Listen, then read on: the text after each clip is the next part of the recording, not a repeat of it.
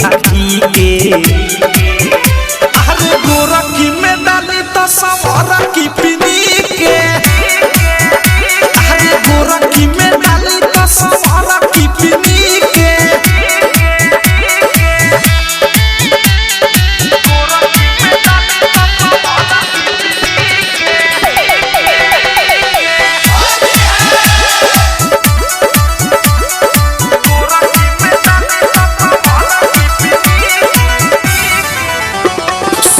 गोरखी पुरान भइल नया बिया गोरखी कहेला दुनु गोरा डाल दे में थोड़ा की।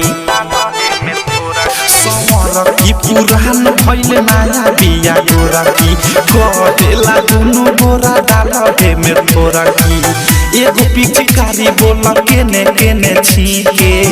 एगो पिचकारी बोल केने केने छीके। अरे गोरखी में डाली तो सवारा की पीनी के। अरे गोरखी में डाली तो सवारा की पीनी के।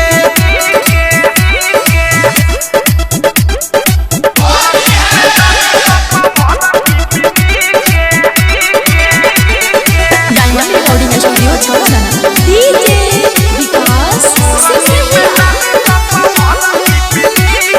दुनु गोरा पिया हमरा पीठी पर चढ़ल। होली में सुबोध हो समस्या बढ़ल। दुनु गोरा पिया हमरा पीठी पर चढ़ल। होली में सुबोध हो समस्या बढ़ल। अवधेश प्रेमी राइटर थारू हो चिन्ही के। अनुराग मुकेश बदशाह हो चिन्ही के।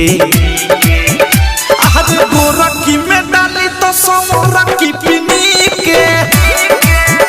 अरे गोरखी में डाली तो सवारा की पीनी के। भाई बट बुरा हाल बट दूधू को मल के करा में डाली रे। बट दुनु गोरा सो हाथ ले ले बाली रंग कहे आवो हाली रे। देखी के सीन हई तीन लेखा घी के। देखी के सीन हई तीन लेखा घी के। अरे गोरखी में डाली तो सवारा की पीनी के। अरे गोरखी में डाली तो सवारा की पीनी के। आरसीएम म्यूजिक न्यू ऐप अभी डाउनलोड कीजिए हमारे गूगल प्ले स्टोर से और पाए भोजपुरी लोकगीतों का एक से बढ़कर एक ऑडियो वीडियो सॉन्ग बिल्कुल मुफ्त।